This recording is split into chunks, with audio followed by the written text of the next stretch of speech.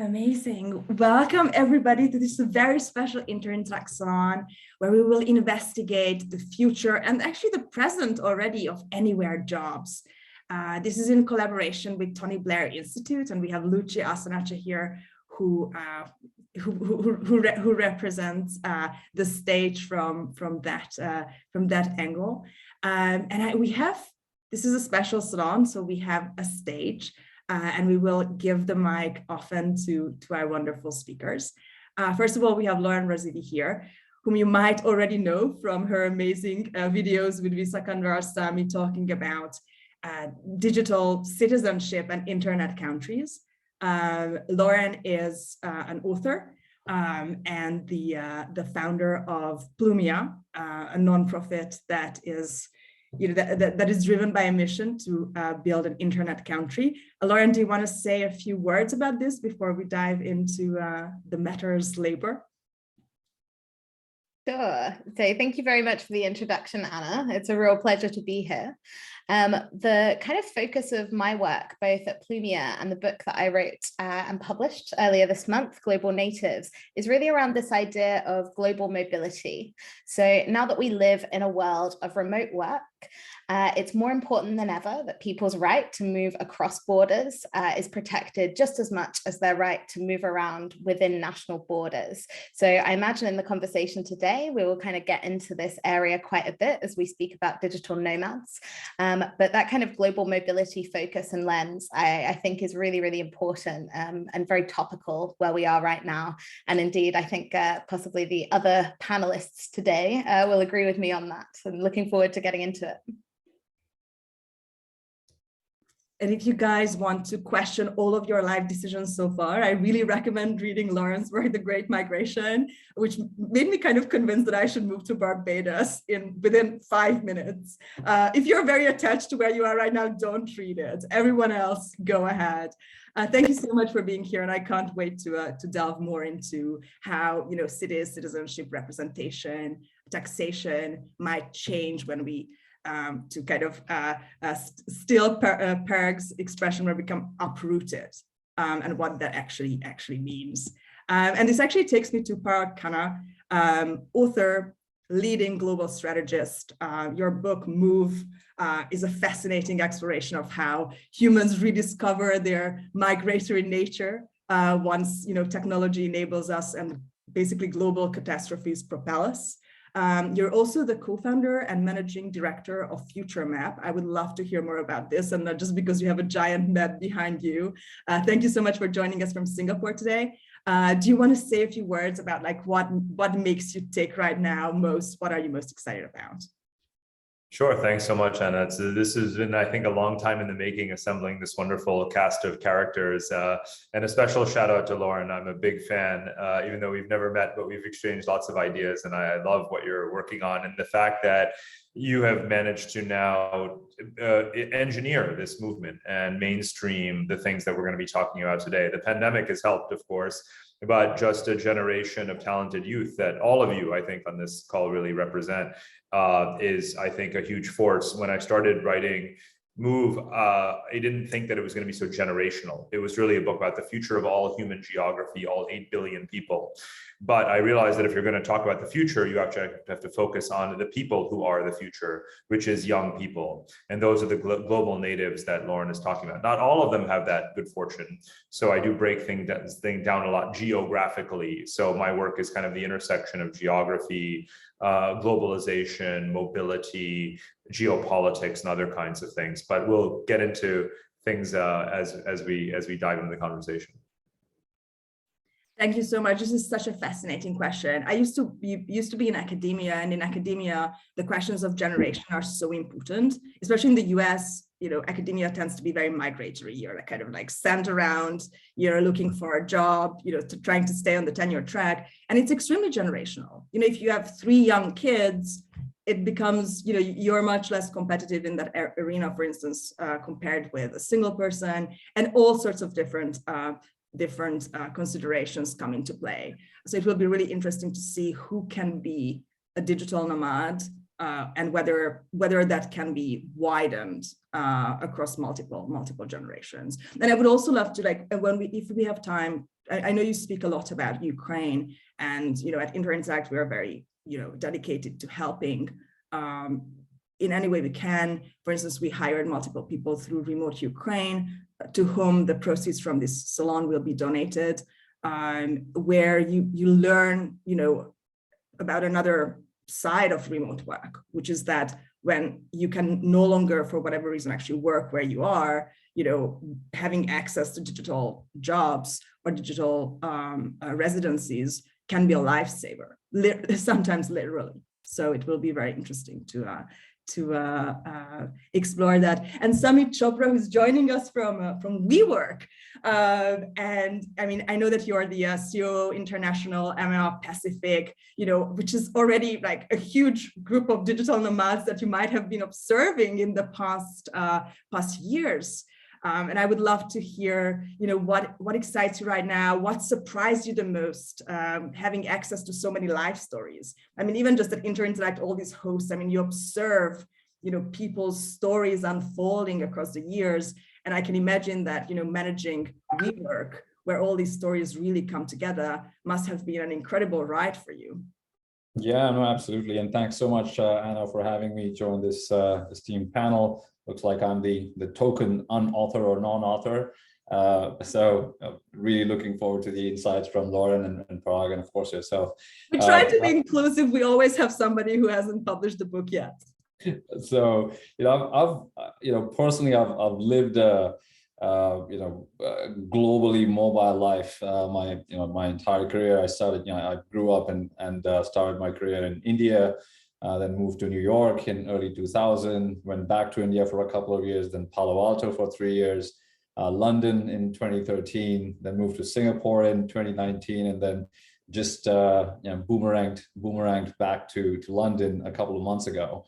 And these kinds of this whole trajectory that I've been able to enjoy has obviously afforded me a very diverse perspective on business practices, cultures, obviously what's been happening over the last couple of years and how it's really, shaken the core of everything we believe in from a work perspective or a life perspective.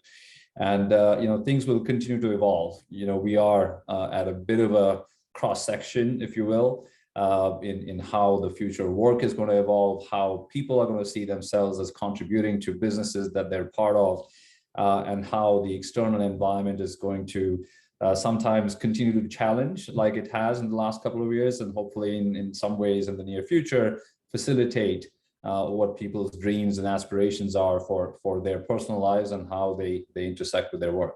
So yeah, it'll be interesting times for sure. I love this angle on dreams.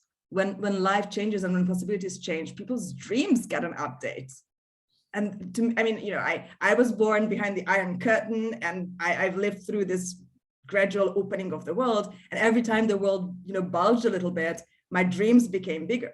And I'm just like one person of the 8 billion. So when we look at global trends, you are looking at potentially billions of people who are given new dreams. And I see our responsibility as giving fodder to those dreams and opportunities and avenues for them to become true. So we will definitely talk more about opportunities, equality, and dreams. And now we're going to go to Kristie I'Anson, who is the Director of Digital Government at Tony Blair Institute, to talk a little bit about where your interest springs from in this huge, you published this incredible report, a beautiful deep dive into every possible angle on this topic. So I would love to hear, where are you guys at now, and what are you guys most excited about? Yes, hi everyone. Delighted to be here with you, and especially alongside such expert fellow panelists. It's really great. Like you say, Anna, I'm the director for the Digital Government Unit at Tony Blair Institute, and our job in that team is to really explore what a government should look like given the way technology is transforming our societies and our economy. What can be the relationship between the citizen and the state, and how can we use tech to transform public services? And so if earlier in the year, spearheaded by the wonderful Lucia, who's on the call, we developed this partnership with Interintellect to co-host a series of salons like this, where we could try and open up that kind of tech policy debate to a much broader audience and foster some really creative, productive conversations, because we think that tech policy isn't a niche or a kind of specialist interest or a nice to have. It's to understand tech policy questions is actually to understand the fundamentals of how governments need to serve their populations. And yeah, that looks particularly different in the context of the way people are working and the way they are traveling to work, and the way what they need from their governments to support them in that journey is changing so rapidly. So really excited to be here. And when you compliment our work, Anna, which is super kind of you, I blush a bit because I can't take any credit for the brilliant literature review that we published earlier this year. That was entirely the work of Pei Chin, who is also here in the SuperSalon, and our colleague Ollie, who is not. They are the ones that put the months into reading a really wide selection of the literature and coming up with a bit of an overview, as you say, of who is working via digital platforms specifically, and what's that like for them, and why do they do it, and where do they do it, and that's the theme of a major project of ours that we're pursuing at the moment.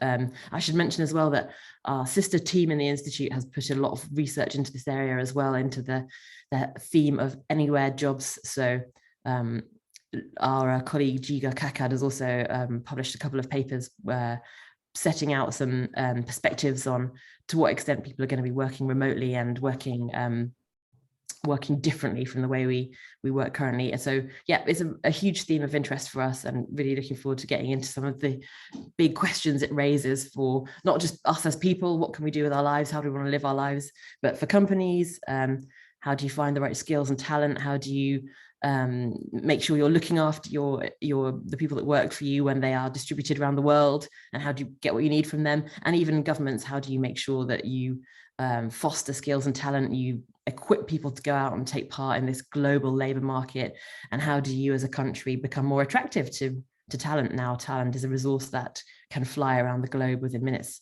So yeah, I'm really grateful to you, Anna, for hosting this with us, and looking forward to the conversation. Thank you so much, Kristie. I love this part in the report where you guys are talking about this free market between countries where they are competing for new residents. And I was reading it, I thought, this is so healthy. This is how countries should be. They should be like, outbidding each other and how many, perks they might be offering for me to move there. When you actually have a cohort of global citizens who can go anywhere, and they are no longer just the wealthiest people who invest to immigrate, it becomes really, really interesting. I would love to kick off the panel discussion just with a look at what an anywhere job is. I mean, obviously, you three experts arrive from three different directions. So whether that's digital citizenship, the global strategy, and immigration, or creating the most beautiful network of co-working spaces around the world that will create new businesses, collaborations, wealth. What does anywhere job mean to you on this particular day, May 27th, 2022? Lauren, do you want to start? Sure, thank you, Anna. So I think from my perspective, anywhere jobs really is referring to this kind of section of jobs that now exist, which can be performed remotely, flexibly, and from anywhere. And I think it's a really, really helpful term because it helps us distinguish between what I would call the sort of in-person industries and the kind of anywhere industries, because I think it's a huge kind of a huge issue that we need to dissect and kind of find solutions for, that actually now we have quite a segregated economy in the sense that some jobs can be done from anywhere, and thus the people doing them have a lot more control and flexibility and freedom over their lives, versus the kinds of jobs that just cannot be done using digital technologies because they in fact involve face-to-face kind of transactions. So an example of that might be somebody working in a shop or a supermarket. It's very, very difficult to do that job remotely. And I suppose the alternative to having somebody do that job would be a robot, but we are certainly not at the point yet where that is a reality. So instead, we're kind of in this space where new inequalities are emerging. And a lot of my work really focuses on trying to rethink those systems and come up with better solutions for how these things can be managed so that we're not kind of exacerbating existing inequalities, or indeed introducing new new ones. This is so interesting. We had a salon a couple of days ago with Eric Brynjolfsson from Stanford, Jason Crawford from Progress Studies hosted it. And Eric was joking that, you know, the bad way for Amazon to have revolutionized the book selling industry would have been to like put a robot in the shop. And that's not what you need to do. You need to rethink the whole system if you want to, you know, create a digital book selling economy or selling economy in itself. It's really interesting that you single out one-on-one jobs or contact professions as not digitizable. But when I look at my friends, for instance, a really good friend of mine is a tattoo artist. Like, he's the biggest nomad in the world. He's like, most of the map, you know, are super happy to get tattoos. He just like gets on the train, runs around Europe and sets up shop. So do you see a subsector of these service professions as nomad? I absolutely do, actually. And this brings up a really interesting point I've not really had an opportunity to talk about in public. So thank you very much for bringing this up. I think that particularly, I mean, I'm not so up on the tattoo industry right now, but certainly in the hospitality industry, which is one that I am much more familiar with, there is this kind of new subset of nomads who are in fact involved in, for example, specialty coffee or craft cocktails. And it's essentially like this very creative, artistic kind of craft culture that's emerging around the world. And what I'm seeing in my kind of social circles is actually folks moving around the world and being nomads and sort of picking up residencies on the way, which is something I love because it feels like applying some of the models that we're very familiar with as writers or artists to a broader spectrum of jobs. So I think this is opening up new opportunities as well. But to bring it back to my term, which I will say so many times in this conversation, global mobility can be really restrictive in terms of people being able to do that safely, legally, and actually with social protections that would come with traditional work.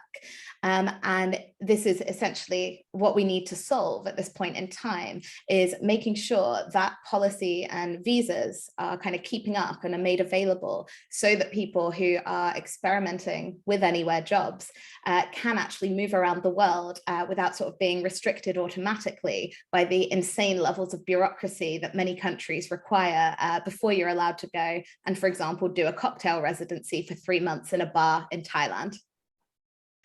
I love the residency, strand in your writing is absolutely fascinating to me, and I will definitely want to come back to that and what that kind of intermediate. Parag, do you want to jump in? Anything to say about residency?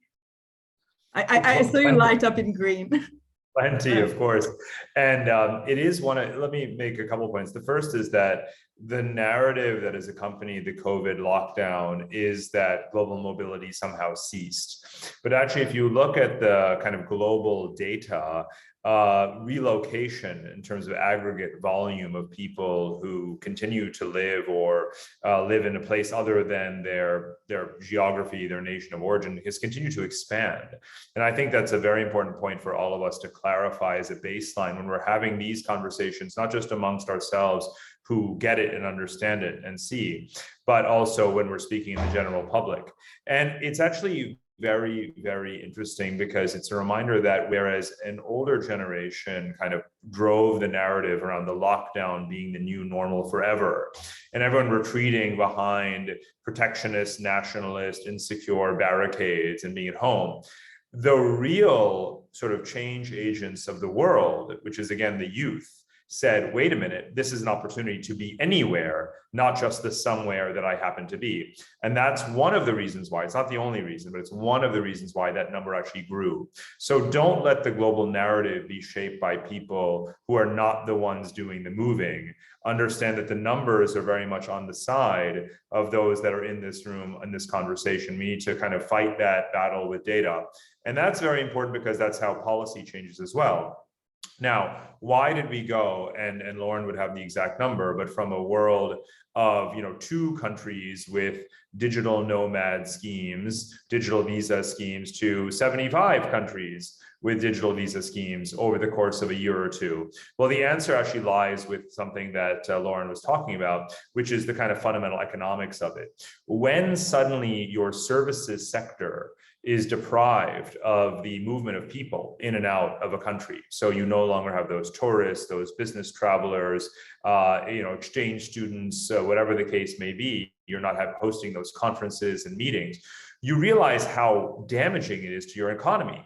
So at the same time that we were having this great lockdown, countries were saying, oh my God, we better wake up to the fact that we desperately need people coming in. And so let us engage in this global war for talent.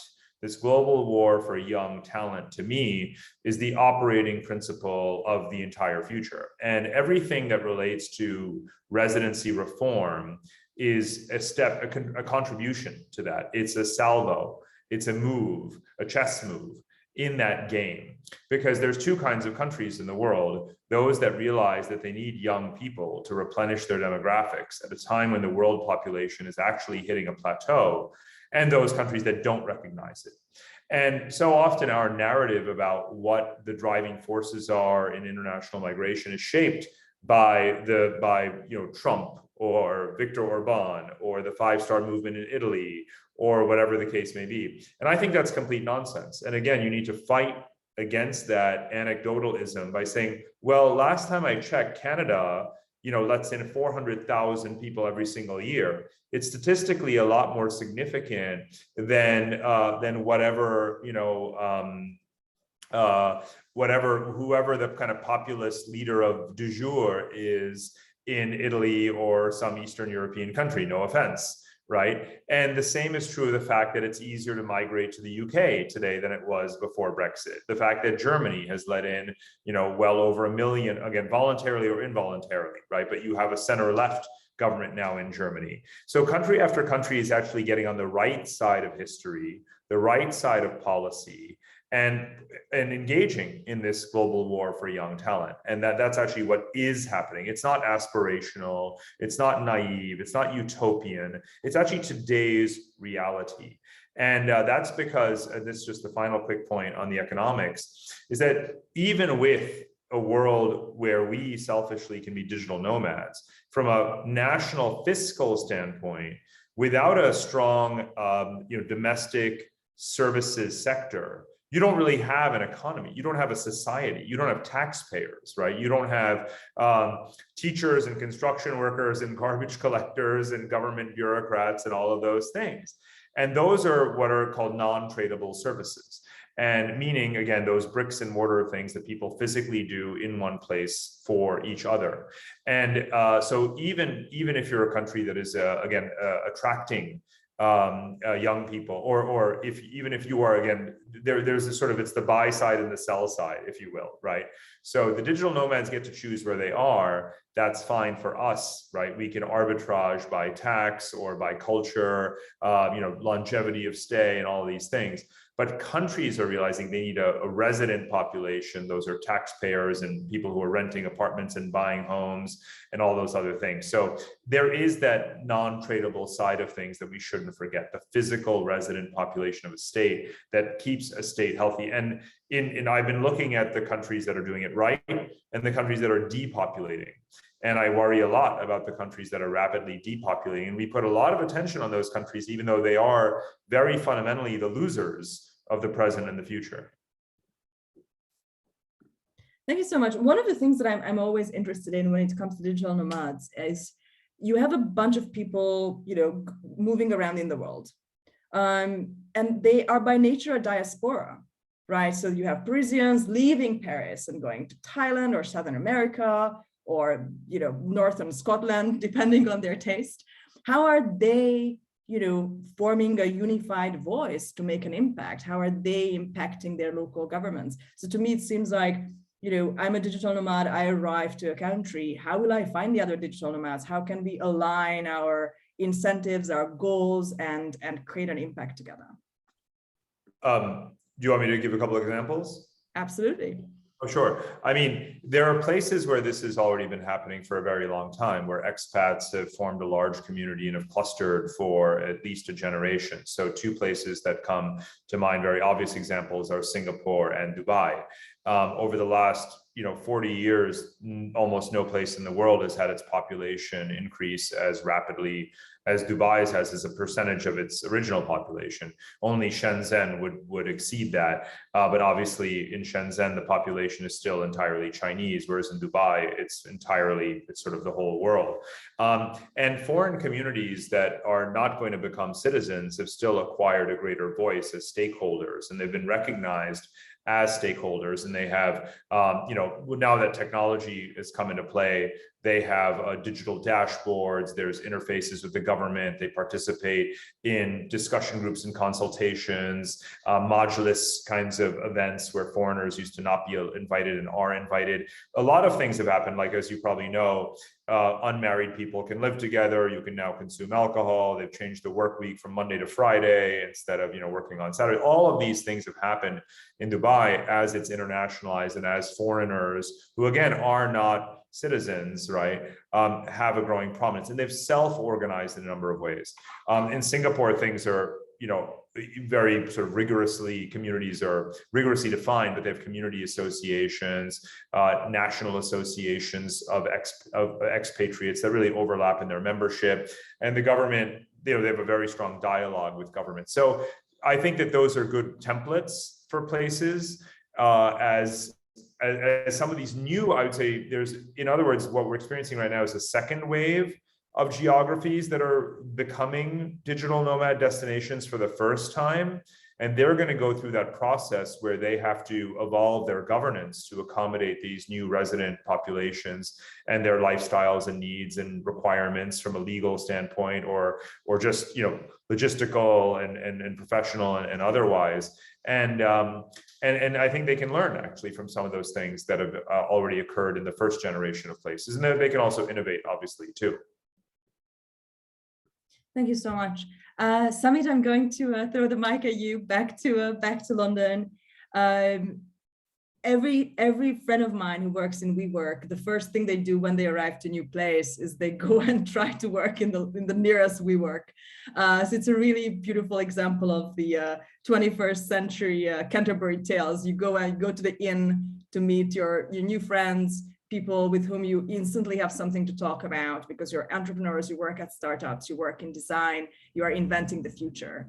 So what does an anywhere job mean in this network? And does it count? Do I count as having gone to a new country if I go to the WeWork first, or am I still in New York technically? That's always a good start in any new country or city. I think it's very interesting how some of the things that WeWork was founded on, the principles and the genesis of how we imagined the world of work to evolve over the last decade or so. At the time, obviously a novel idea to basically build a business which is in the real estate industry, but really center the whole strategy or the value proposition around hospitality and experience and community. And 10 years, 11 years since WeWork was founded, based on the events in the world that have occurred over the last couple of years, it just seems like that the value proposition that we imagined almost 10, 11 years ago is sort of writing itself. So if you think about some of the things that Parag mentioned or Lauren around your initial question about anywhere jobs, the reason why this has become so topical today, of course, work-life balance was always in the mix, in different ways, but the whole notion around anywhere jobs has become so real now, especially given the last 2 years have been a write-off for most people around the world. In terms of the personal experiences, especially that they were able to enjoy. Of course, everyone was still working mostly from home, utilizing platforms like Zoom or other ways to connect with their colleagues and partners. But what suffered was the opportunity to gather personal experiences.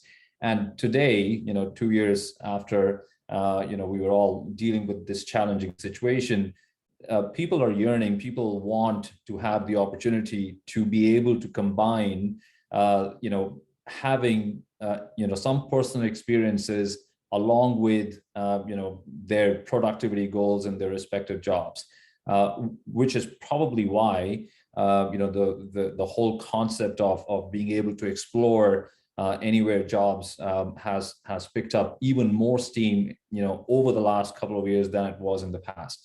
The other point I'd make is I feel almost any job has a component of it which can be an anywhere job.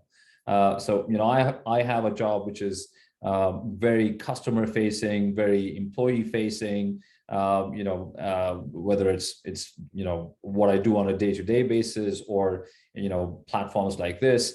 So it's a very externally facing job. But of course, there are components of my job which are also very internal facing, where I'm looking at analysis or thinking about strategy, etc. And the reality is that part of my job can be an anywhere job. Now there are also jobs which can be a somewhere job, right, which require you to have at least some kind of a platform for you to be productive or more productive, especially when you need to interact with your colleagues, partner with them, collaborate with them, etc. And then of course the default or the previous default, which is your workspace or your office space. And I think as the world settles down, as individuals settle down over the next few months or a couple of years on what's that right model for them, what's the right balance, and they're able to align that with what the strategy and what the expectations from their employers or the businesses that they're part of, these things will evolve. I think the categories that we think about, and we were discussing earlier, they will change. I think the jobs that currently sit in each of those categories will change. And we might come up with new categories and new types of jobs which sit in these new categories. So it's, I think it will be an ever evolving, exercise or notion that we will see unfold in front of our eyes over the next 2 to 3 years. Thank you so much. I love this notion that every job has an anywhere job element to it. Or at least we hope so. And if we're clever with juggling our tasks, we can kind of like cluster those tasks together and maybe spend them once on Madeira or some other beautiful location. Samit, do you see WeWork as a participant in creating a movement? Do you feel like you guys started something and then the world caught up? Do you see your locations as a place where people kind of increase each other's digital nomad ambitions, or this is something that's just a side effect to your job? No, it's not a side effect at all. As I said, WeWork was founded on the notion of hospitality, experience, and communities. I think all these three things, especially in today's environment, have become even more important, even more critical, and bring even more value to every member that we have in our network around the world. If you've been to a WeWork, you will see that the environment we create is very, very engaging. It's very live and lively. It is a bit of a melting pot of people, from very different backgrounds, different professions, different industries, et cetera, et cetera. And all of these things, supported by our hospitality focus as well as our technology platform, et cetera, they are basically things which were built originally and have been improved over the last 10 years or so to provide opportunities to our members and anyone who's coming into a WeWork to one, have the opportunity to engage with other like-minded people or not, right? And entrepreneurs could be hobnobbing with professionals, lawyers, financial wizards, etc. And two is to be able to enjoy the experience in being in an environment like WeWork, which again, going back to my earlier point of people really wanting to build their cachet of personal experiences. And I think what we are able to do is we are able to collide or really meld that need for people to have a unique experience or an enhanced experience, but in an environment where they also do work, which I think, going back to your question, has sort of evolved in the right direction for us over the last few years, especially. I absolutely love this. And I think that, I mean, for me, the only way that the world has caught up with me was that now, because of COVID, everybody else also has to wash their hands a lot. And I kind of feel like I won. But I can only imagine that when it's your entire organization, this is a little bit like the puzzles falling into place and everything turning out right. Kristie, you have your hand up. I'd love to hear from you. Yeah, I was going to ask Samit a question as well, if that's all right, about the risk of grilling you, Samit. I was wondering, we think a lot about to what extent this phenomenon is limited to a certain sectors of the economy or certain segments demographically. And I know from speaking to Lauren and from listening to you just now, Parag, that actually there is reason to think that it is something that can grow and grow. And I certainly hope that's the case. But I wondered, commercially, how does WeWork see the kind of anywhere jobs market, or the very mobile either freelancer and sort of company model growing? Like, how far down the value chain can it go?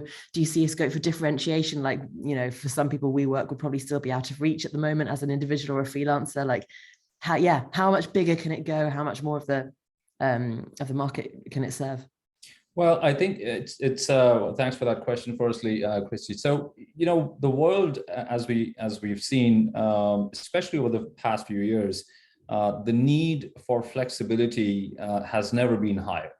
And it's not only from the employer's perspective or the company's perspective, but as we're discussing, the anywhere jobs, concept, which is really a workforce revolution that has unfolded in front of our eyes over the last few years, which basically puts the spotlight on employees or professionals or freelancers, entrepreneurs wanting that flexibility to write their own script of what their idea of work is.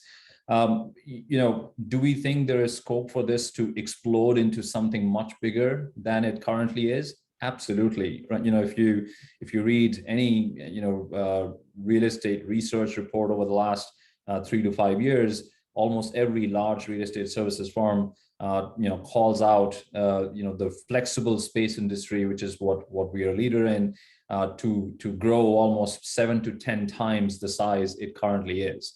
We're still a very small portion of the commercial global real estate industry.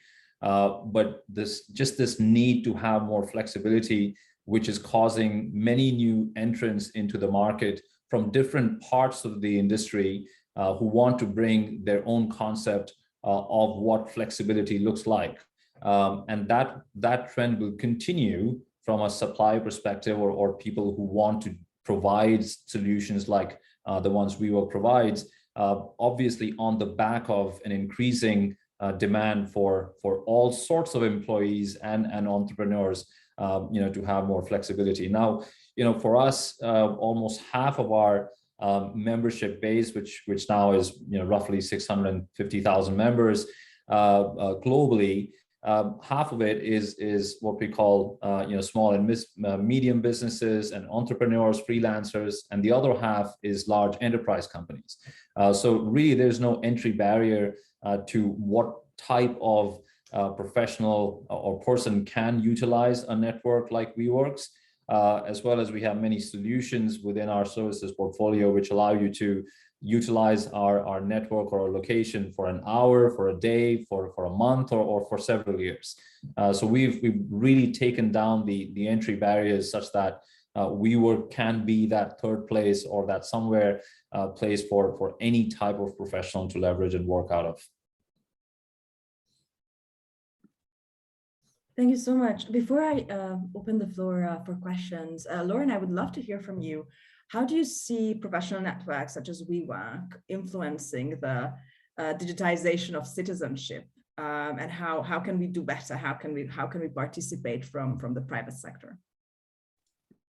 Sure. So maybe just to start with the kind of general point, the nomad segment is growing really, really fast since remote work went mainstream, and companies have truly already begun responding. Normally, when I speak at an event like this, I will give WeWork as an example of this in terms of, I know you guys launched I'm struggling for what it's called, but a sort of anywhere pass. I use a WeWork in any city. What is that called, Samit? On demand. There we go, on demand. So yes, I often cite WeWork as a case study for that move. You can also see in the broader market, Airbnb has gone very much all in on a work from anywhere future and a live anywhere future. So you have Brian Chesky, the CEO there himself, living in Airbnbs for 12 months at the moment to sort of promote the lifestyle. And you also have sort of a lot of data that they are releasing to basically say that since COVID, stays are much longer and there are people living full-time on Airbnb. So I think that's a really interesting example. Kind of in response to that, we also have hotel companies now entering this space. So hotel companies switching up to focus on monthly stays, and even a few sort of nomad hotel brands coming up. So one that I actually lived in for most of the pandemic is called Zoku. They have locations in Amsterdam, Copenhagen, Paris and Vienna, I believe. And they've been around for a while, but they're essentially perfect for the nomad market now because it's micro apartments with a co-working space on site, events, community. So you can really see this kind of coming up. And I think the other thing I wanted to add is that the Plumia mission, the mission that I run, is funded and operating within Safety Wing, which is a global company, fully distributed. I'm a member of their team. And we essentially provide remote health insurance for the kind of enterprise market. So for big companies looking to give their workers the kind of global borderless health insurance product. We also have nomad insurance for individuals, and we're going to be launching some new products around income protection, pensions, and remote retirement, and also remote doctor, allowing you to essentially have a GP you can speak to via Zoom. So we're doing a tremendous amount in this space. And we recently raised a 35 million Series B, which I think just kind of demonstrates the appetite now in investor circles, as well as the kind of larger private sector for working in this area and really kind of pushing forward to make this future possible. And the final point I will just make as kind of giving commentary on the wider market is increasingly we're seeing intermediary services such as Remote and Deal. And these services essentially take a lot of the tension and a lot of the problems out of the process of hiring people from anywhere in the world. So if you're a US-based company and you want to hire somebody in Poland, but you don't have an EU entity, these companies are acting as employer of record, so allowing you to do compliant hiring in all these different markets across the world. And a lot of the time when I'm speaking to entrepreneurs or business leaders, they're saying, I would love to sort of give this flexibility to everybody, but actually it's very impractical. It's going to cost a lot. And I think it's really interesting to look at some of these startups that are kind of rising to that challenge and solving the problem to unlock a work from anywhere future. Thank you so much. And I think, Parag, you want to jump in? Well, I was going to echo that. So if you were to create a kind of taxonomy, or even just more, sort of simply phrased, just a laundry list of things, of platform services that people need who want to be digital nomads, right? And you can clearly see the products that are developing behind each of them. And Lauren has mentioned some really good ones. If you think about it, before digital health records, it was very hard to do this, but now you have that digital GP option. Before WeWork, you would say, oh, well, I need to go work for a company, otherwise where would I sit and work? But it's like, well, actually you purposely go to a co-working space to find a network and find the work that you're going to do. And you have a global membership, right? Now you also have home sharing agreements, right? So, I mean, you can, Airbnb is one thing, you can just show up somewhere and whatnot, but there's also international or sort of housing owned by one company, and you have access to those properties in different cities that are considered the kind of preeminent or desirable places. So you don't have to, you can actually pay rent or have a contract but be living in different places under the same rental agreement. So your price that you're even paying doesn't even change. And then the pension services that Lauren mentioned when it comes to that's what Safety Wing is pioneering. That's been very, very difficult to engineer. Most people, certainly an older generation, even certainly our parents' generation obviously had to collect their pension in the country they live in. And still only very few countries do their kind of digital payment, and don't discount your pension based upon where you're receiving it. So the globalization of pension distribution is absolutely critical. And on it goes. I would say that a couple of the barriers, and actually then there's one, is it Atlas? ATLYS, I think, that is kind of standardizing visa processing onto a single app. So, it's kind of like if you lived in America as the common application for a college application, it's like a similar thing. You just provide all the common data that's required by most governments for a visa application, and now they've kind of standardized that. So on and on the list goes of those kinds of. Another one obviously is, I should mention cryptocurrencies, right? Even if they may be temporarily falling out of favor, the idea that you don't have to be physically proximate to, your country and financial institution and bank and collect things, and only that currency creates, again, a certain liquidity, fluidity internationally. The final thing would be education, right? That's one last piece. And this has been one of the toughest nuts to crack, especially for young families. When we were doing a sabbatical in Berlin a few years ago, everything could kind of be done almost last minute, which is really different from, again, 10, 15 years ago. Pretty much we decided where we were going to stay and all these other things last minute. But where to put our kids in school, that took 7 months of planning. Right. So now a whole host of companies have come along and are catering to that.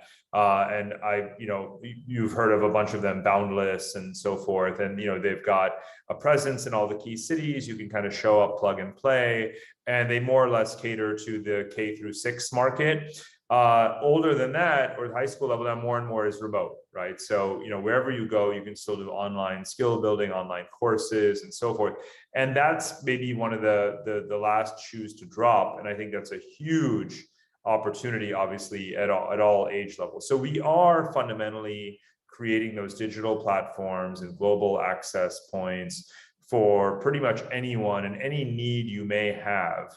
In the Maslowian hierarchy, effectively can be met. And I think that all of those in tandem, it's not just one or the other, right? It's all of these things happening over the last 5 years and the next 5 years that are going to enable a far greater number of people to be digital nomads. Thank you so much. This is extremely exciting. And when I envision a cool, boundless, creative expat in a hotel for months, I immediately think about Hemingway and Fitzgerald in Paris. But then I remember that no, because they had to work out from a cafe where everybody smoked and was super loud, and they did not have pensions or healthcare at all. So this is kind of the best of two worlds. You get the perks and the stability of a corporate job, but you also get the freedom to explore and create that is a birthright of a person. Why choose when with a little bit of rearrangement, we can have both? Thank you so much. Let's open the floor. I saw so many people nodding, smiling, having a personal story come up as our panelists were speaking. And now is the time to jump in.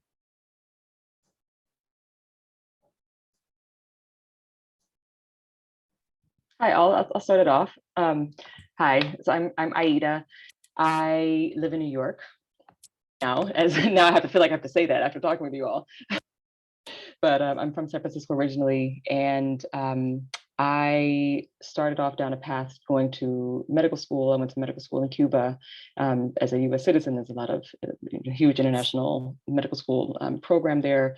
My husband also went to the same program.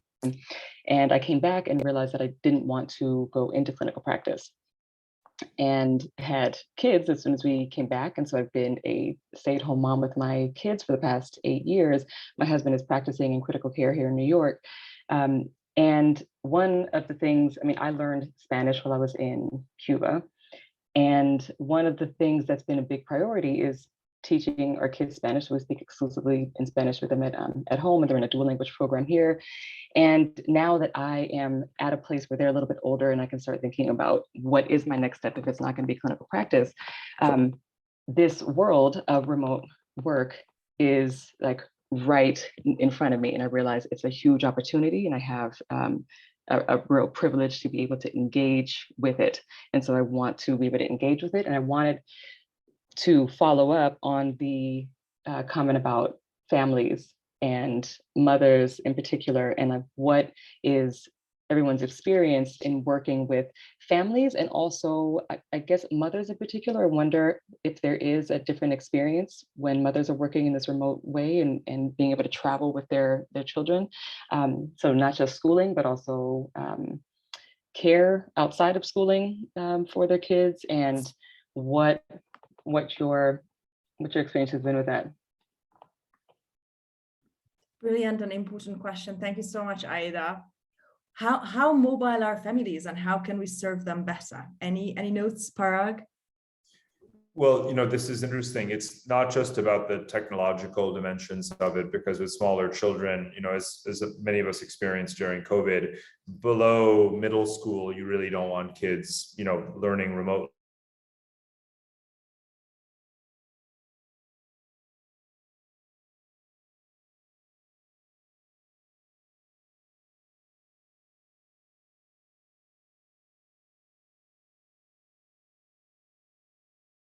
That said, I think that the question has to be answered through the broader prism of demographic change, because again, the world population is reaching its peak much earlier than we thought. And one of the big reasons for that is that today's millennials and Gen Z are not having children at anything like previous rates of TFR, fertility.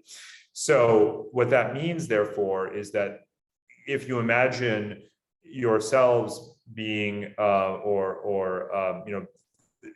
the case of Ida, right? You have one or two children, but you don't know many other people who have children, right? So if you are one of the only people you know as children, or even if you do know people who have children, but not a lot, and the services are not that great, one of the things that people haven't thought about is that for the next generation, which is again yourselves, millennials, Gen Z, and so forth, you will probably want to move to places where there are children, so that your children have children to play with. And I've never heard anyone make this argument, but I spent a lot of time kind of dwelling on it when I was looking at fertility rates around the world. And I was like, well, let's look at this at the very specific kind of geographical level.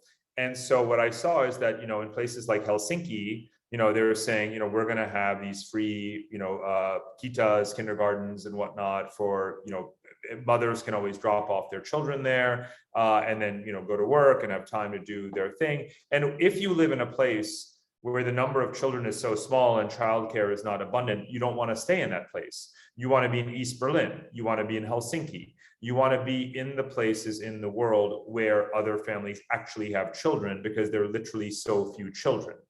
And again, that's the very macro global scale. And within that, though, it comes down to you, Taida. And that's why people are joining those communities that are enabling and creating those remote working sorts of communes. Because one of the key perks is that if you go to Lisbon and you stay in one of those communities that's set up by, those different companies, you have access to that childcare. It's built in. In the real estate market, even in New York, there have been efforts by major property developers like Tishman Speyer and others to do entirely new housing concepts. They have one called Kin. And the point is to welcome in families with young children, or even, again, multiple families with just one child, so that those kids have other kids to play with. So I think we'll be redesigning spaces. Actually, this was something that I think WeWork was going to do at some point, and probably should do again. Just some free advice that I'm sure you've already thought of over at WeWork. But I think it was a brilliant idea at the time, and I think it's still a brilliant idea right now.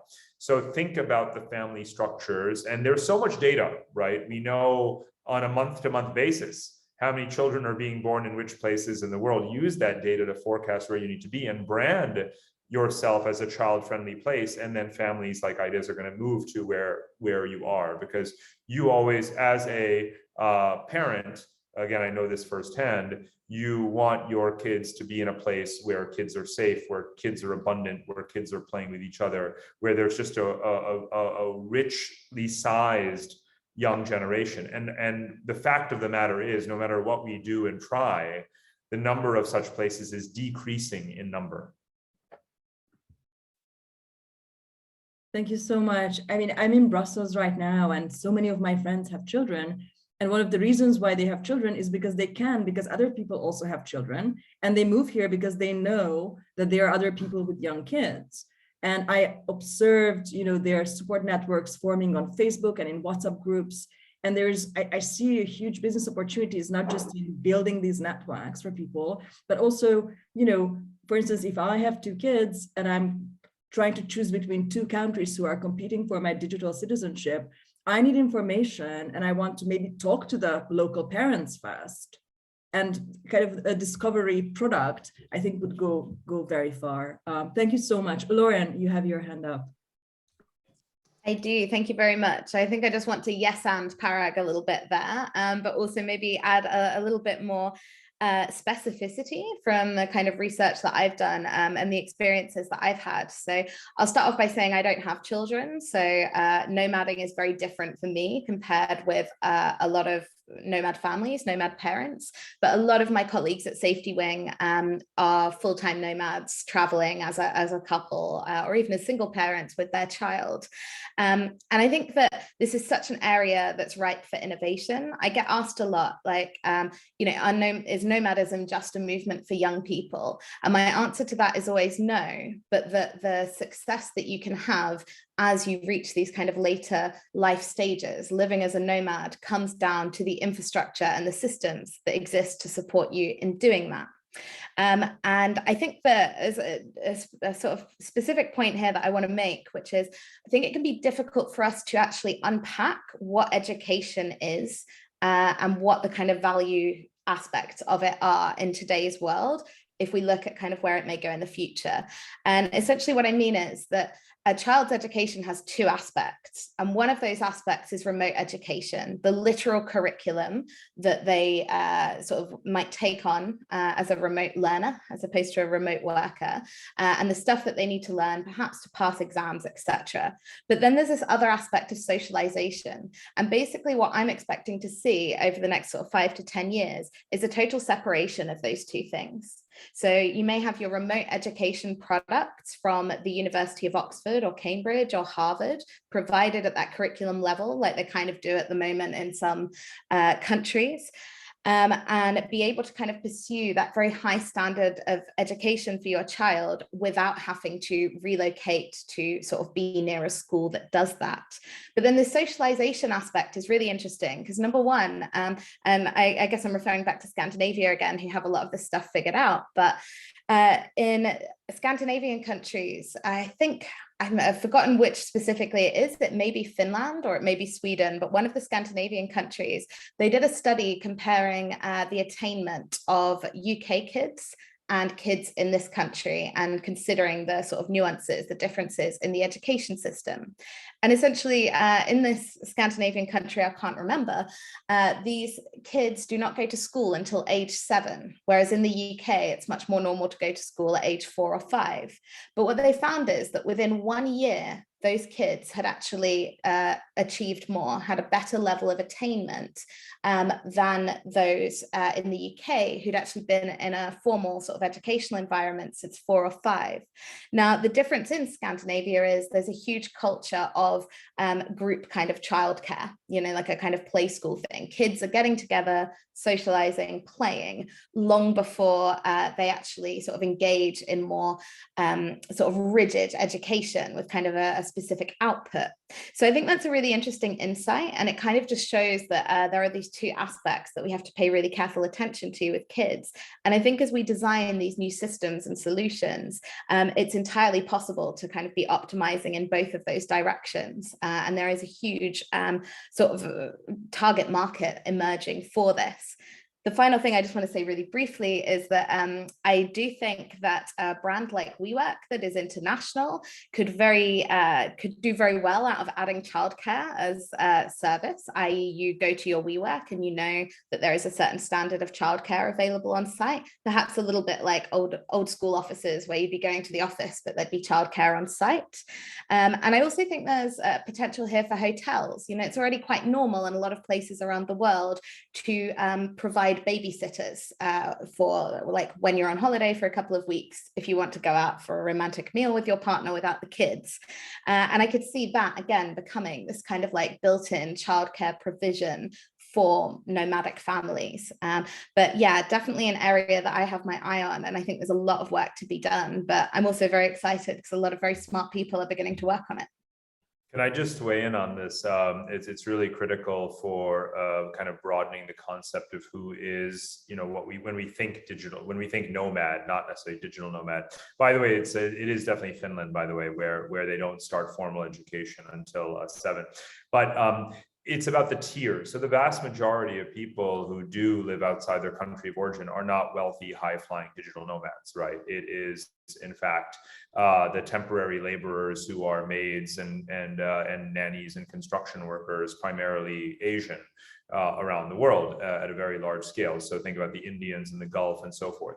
But when you are looking for that childcare angle, right, if it's not already present in the country and you have to bring it with you, just think about what happens when you know, a family with a decent income is applying and a Western citizenship is moving to a place to be a digital nomad versus now trying to bring your housekeeper, your nanny, you know, who your child has been growing up with you.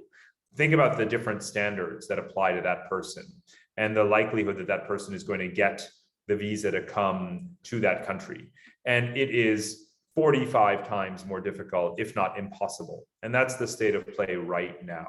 We have a system in effect that is in some ways, I guess, I don't want to be too harsh, but you could call it, you know, immigration apartheid, right? So what we need is for those places to actually be fully attractive to young families or families with children. They also have to have a system that anticipates the needs for the second and third order kind of labor force kind of needs in that place, such as caregivers, nannies, and so on. So again, even in wealthy countries, you know, like America, you can't get a babysitter. So when I want to go out with friends, you know, they don't have one, right? So no matter how much money they make, if they can't find a babysitter because there's just a labor shortage there, they literally can't go out at night, which is kind of preposterous because I'm speaking to you from Singapore, where most households, you know, or at least households that live in private residences have their caregivers live in the house with them, you know, as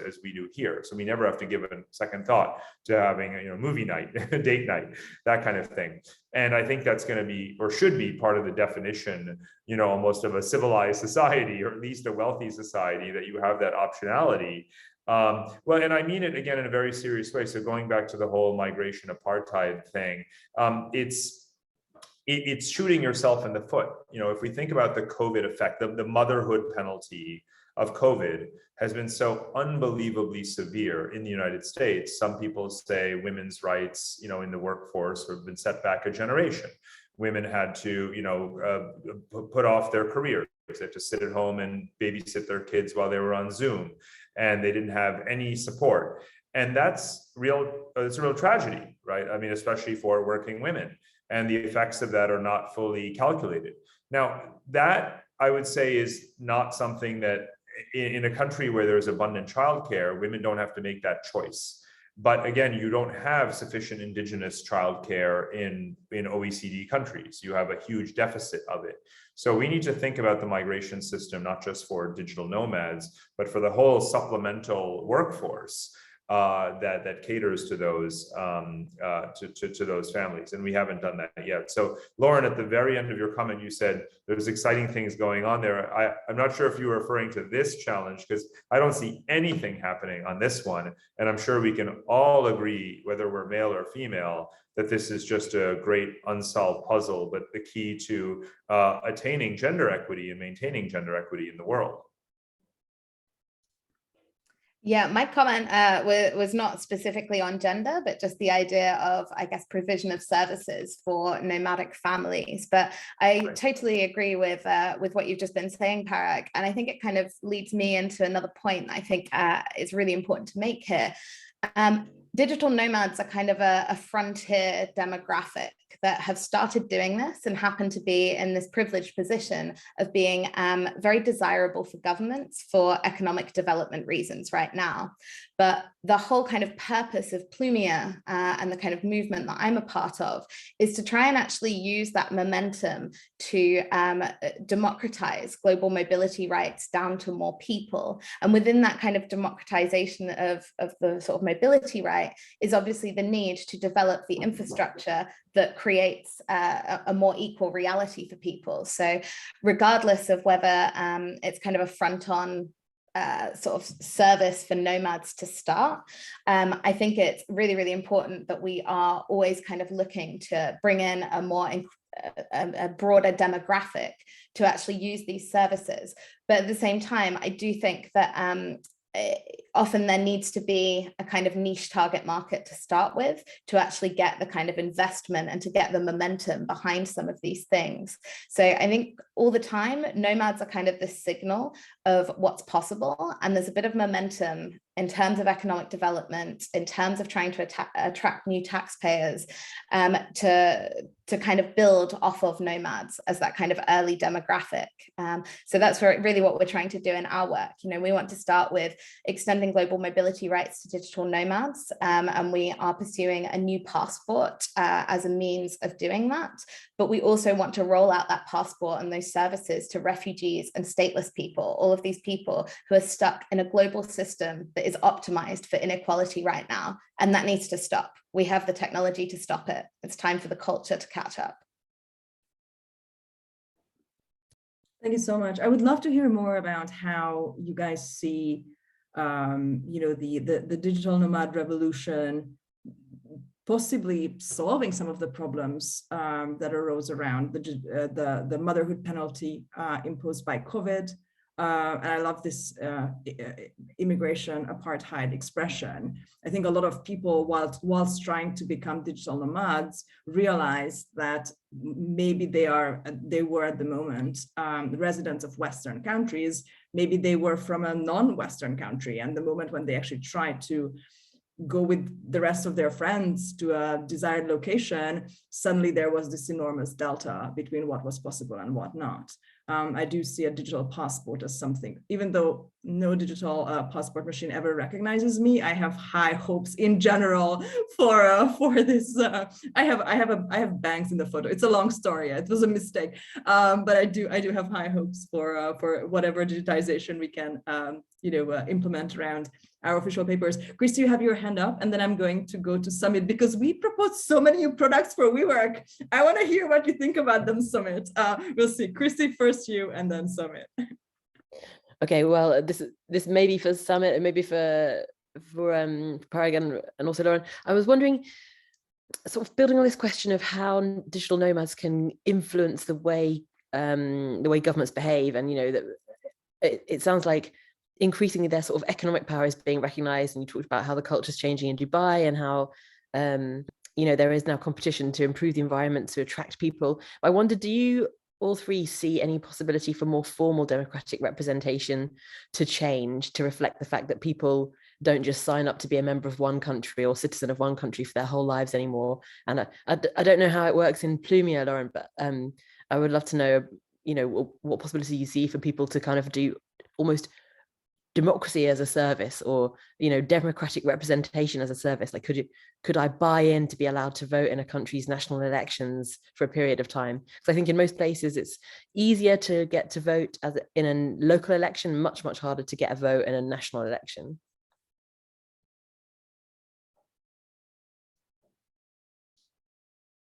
Well, I'm happy to jump in just initially on that. I think there's bottom up, top down, and sideways kinds of changes. So as foreign-born populations have risen in a lot of multi-ethnic in democratic societies, you've already had the recognition that that those residents, even as non-citizens, deserve voting rights. So, in New Zealand and Canada, in certain levels of electoral politics in the UK, I don't know which ones, but many of you would know, foreigners can vote, right?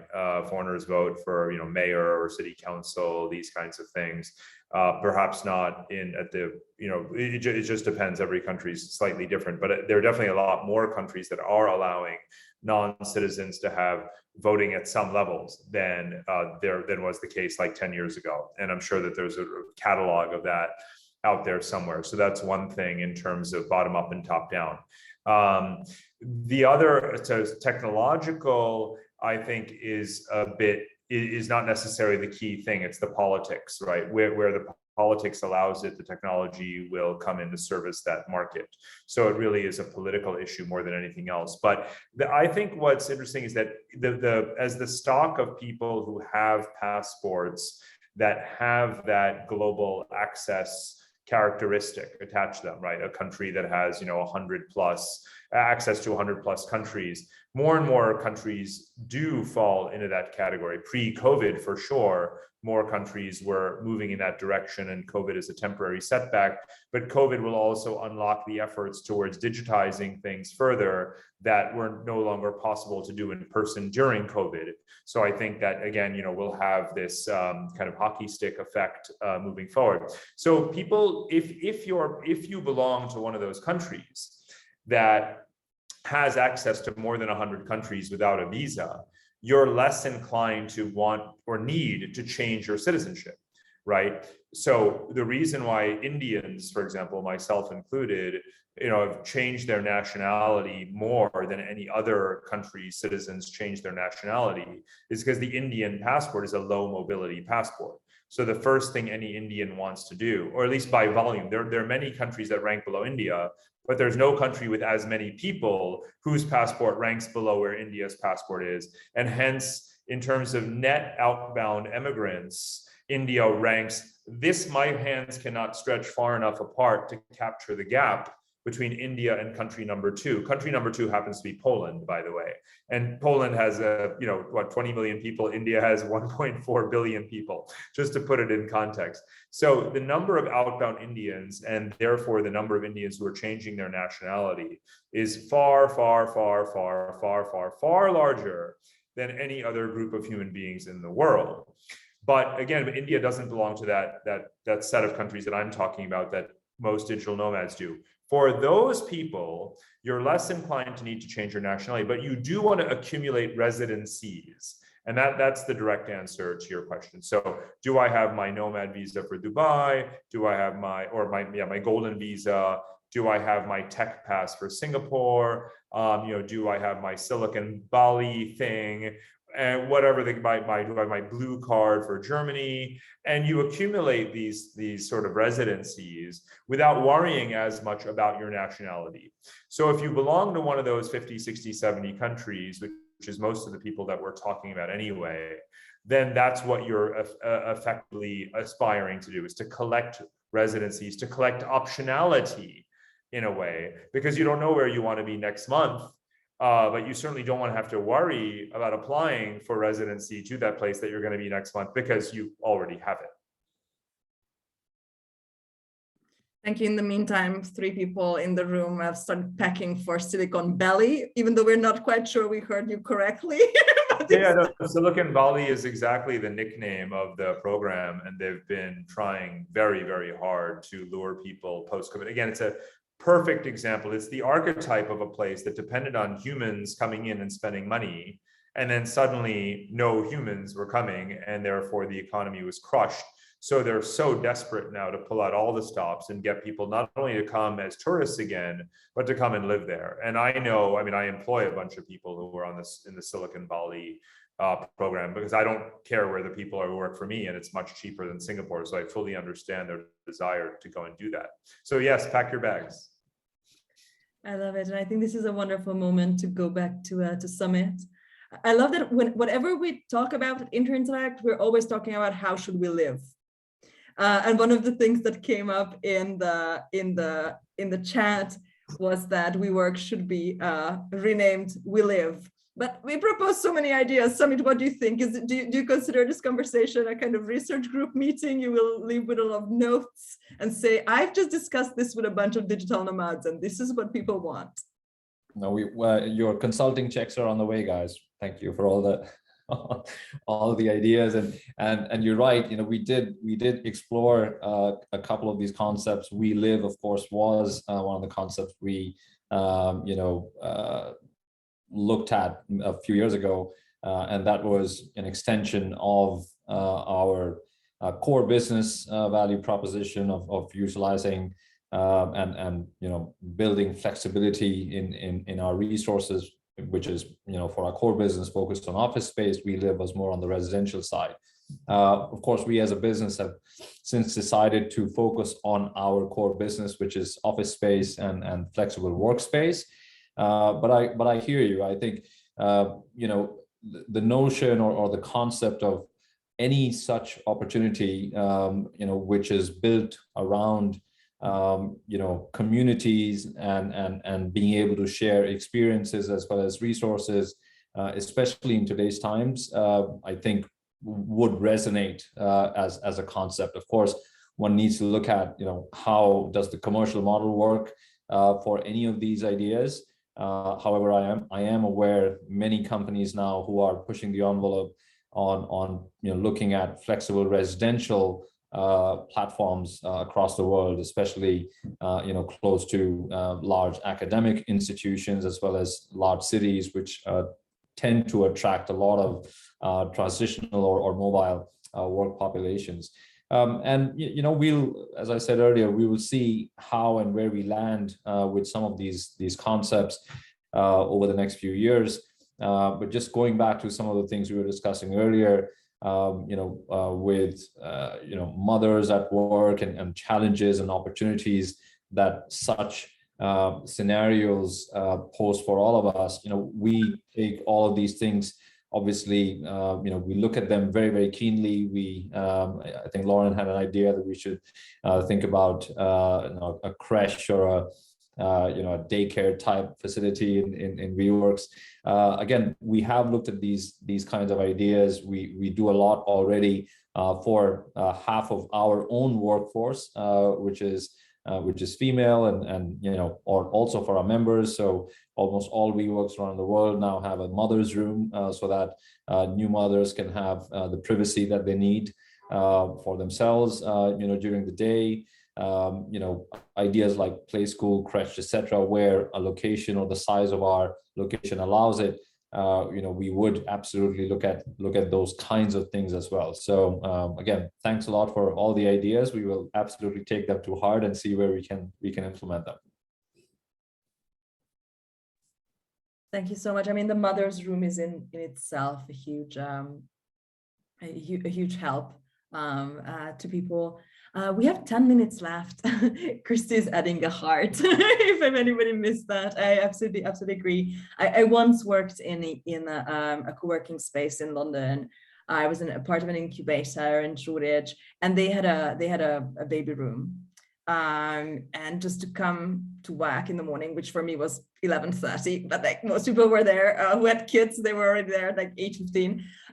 Just to the laughter of children and knowing that this is a holistic experience and there's no work and life. We are one being. I found that very, very, very healthy, and the vibe was absolutely great.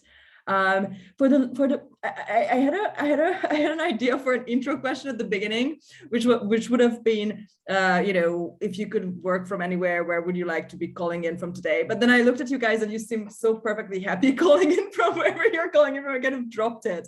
But I do have an outro question, and I think this is important. A lot of discussions around, anywhere jobs, dwell on the fact that this is an acceleration of something that we expected to happen.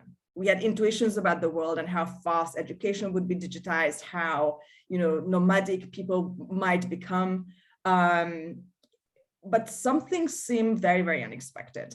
And I would love to hear your opinions on what the most unexpected thing about anywhere jobs might be for you, something that is good or bad that you didn't expect, how you responded. And if you can add, what's your greatest hope right now about it and where you're putting most of your energies, just so that our viewers have something to do in their personal time as homework. I might actually start. I will start and say what my biggest surprise was. I started Interact around the world in living rooms, and we kind of gradually digitized ourselves into an online community as the need arose. People started expressing that they actually want to hang out internationally with each other. The thing that I didn't expect was how incredibly deep human relationships can become digitally.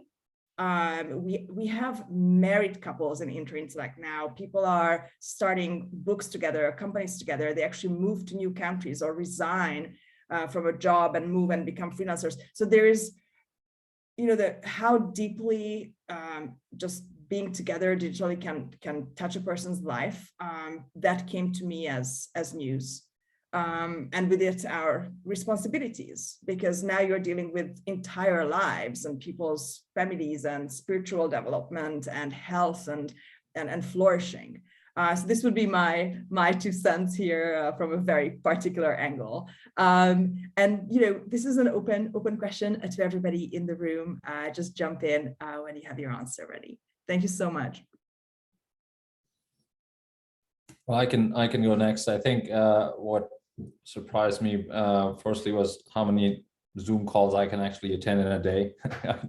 I did not expect to be able to do as many as I did. You and me both. The other thing which I realized, I would say somewhere, I was in Singapore actually through most of the pandemic as well, and as Parag would know, the early part of the pandemic and the way Singapore managed it was, with very, well thought through and planned, restrictions, if you will, to make sure that we were safe, etc. And then as things opened up, and initially we were allowed to start interacting with a handful of people, and that number kept growing. And what surprised me after the first phase of things opening up was just how well entrenched the muscle memory had become for me of continuing to live that restricted life. Even so, when things opened up, I was still setting up meetings on Zoom rather than actually asking someone out for a coffee or a beer. And it took me, I think, 2 to 3 months to realize that I was just continuing to do that because I've gotten so used to that, to that Zoom world. And the last thing I'd say is, the challenge that we currently face, especially in the workspace area where, pre-pandemic, most employers, large or small, were operating with 2 constants, right? They knew how many people are going to come into work, and they knew where they're going to go and work, right? To which office. Post-pandemic, and based on everything that we've discussed today and everything that we've seen over the last couple of years, both those constants have now become variables. They don't know how many people are going to come in, and they don't know where they're going to go and work out of. And you can imagine, with all the challenges that we had at least in the business world or the workspace pre-pandemic, with those 2 constants, right? Challenges around brand, culture, productivity, etc. Those challenges post-pandemic, and now those constants becoming variables, is going to be 5 times harder. And yet it surprises me that companies, big and small, have still been able to at least form a view on what that new normal looks like for them and their workforce. There is no doubt in my mind that those definitions of the new normal will continue to change and evolve as things normalize further, and companies and employees and workers find that balance that they want to live their professional and personal lives through. But it is quite amazing that such a complex problem has been at least attempted to be solved by so many different employers, big and small, which I find quite fascinating in such a short amount of time. I love that you brought up the new normal, and don't reproach yourself for hopping on Zoom calls, even if you can leave your house. We've been given so many new commodities during the pandemic. Why let go of something that's more convenient, easier, faster, cheaper for everybody? I think we will we will realize that online and offline mean very, very different things in the coming decade. Both have their own merits, but what we do in which arena or on which plane will greatly change. Thank you so much. Parag, I think you lit up green, go. Well, maybe I'm always lit up. You're always lit up. You have a natural glow. Yes. Well, always ready with a wonderful opinion. I was certainly very concerned when the lockdown began because my whole life has been about traveling, and for me, the nomadism that I've practiced pretty much my whole life has been an opportunity not to pick anywhere or be anywhere, but to be everywhere. And I feared that eroding, but sort of actually very much like Sumit, it was like, oh my God, I don't have to choose where I'm going to be any given day. I can be in 5 places in a day. And that's what, I traveled a lot through COVID. So there was only maybe less than a year where I actually didn't really travel. But during that time, it was great to literally be in 5 or 6 different places in a day. And that certainly I'd never experienced before. And that now we get to maintain. So this is one of the positive legacies. But the point that I want to make that I hope we all support as global nomads and global natives is that face-to-face interaction really matters. I mean, for us professionally, working with governments and companies around the world and never even, meeting them in person, it worked out just fine. But I still think of myself as, I still see the benefit, feel the benefit, and I think all of us do in going out and still being there. So as things reopen, the notion of being able to be anywhere shouldn't be an invitation to just stay in one place. And so I'm committed more than ever in a way to, now that things have reopened, to get moving again, basically. And I think that we don't want to lose touch. I certainly don't want to lose touch with the ground reality because it is so very, very, very different everywhere. I love this. The first time I was allowed back on an airplane after the lockdown, I was standing in line for like 7 hours in Istanbul or something. And I was so happy. I was just like, let me queue up for security. I'm having the time of my life. I'm at an airport. I don't care, So I think we learned the benefits of something that we used to whine about a lot. Thank you so much. Lauren, do you have a closing statement about what might have surprised you most, either personally or professionally about? Absolutely. Yeah, so I think for me, it's potentially a bit of a weird one that perhaps everybody hasn't felt, but the most unexpected thing and the thing I'm most hopeful about is that since the pandemic, I've really discovered that digital nomads have this very strong culture and identity that is really broadly shared across the demographic. And prior to COVID, I hadn't really stopped to think about this very much at all. But it's actually, if you put a bunch of people who travel constantly sort of in one place for a while, they kind of go on the internet and they start talking about things. And I think really the Plumia project and a lot of the amazing work that people in this space are doing right now has really been kind of bolstered by that switch to remote work. And it's all been quite unexpected. I meet with people now who I was speaking to prior to the pandemic, and we were like the weird aunts, who traveled a lot and then came back and were kind of understood from this very traditional context. I talk to them now and they are becoming leaders in their virtual communities. They are becoming leaders on issues like nomad parenting or nomad visas or various kind of problems that are going on. So I'm super inspired by that. And I'm really looking forward to seeing what we can do with this momentum around nomads right now to deliver a world of global mobility. I love this. New identity is a very healthy equalizing of different ranks. I remember, do you guys remember when the BBC dad was this huge meme and then the pandemic happened and we're like all the BBC dad, that's like a normal thing that you're trying to, we have had every family situation, including somebody going into labor during an intern-tech salon. So it's just like the normal thing. It was just the beginning. It was absolutely fantastic. Thank you guys so much. Any other special notes from the audience, from TBI toward the end before we close and say goodbye to our wonderful guests? I think I would just say very quickly that building a bit on what Lauren just mentioned, The future of work in light of what happened in the last couple of years is clearly a driver for people's understanding of how much agency they have in asking what they want. Obviously, with this series, we very much are trying to get communities and convene experts and thinkers like you guys here to talk about this and get people to have a say in it. And you'll find that people don't know how to talk about the future sometimes. I'm talking general population.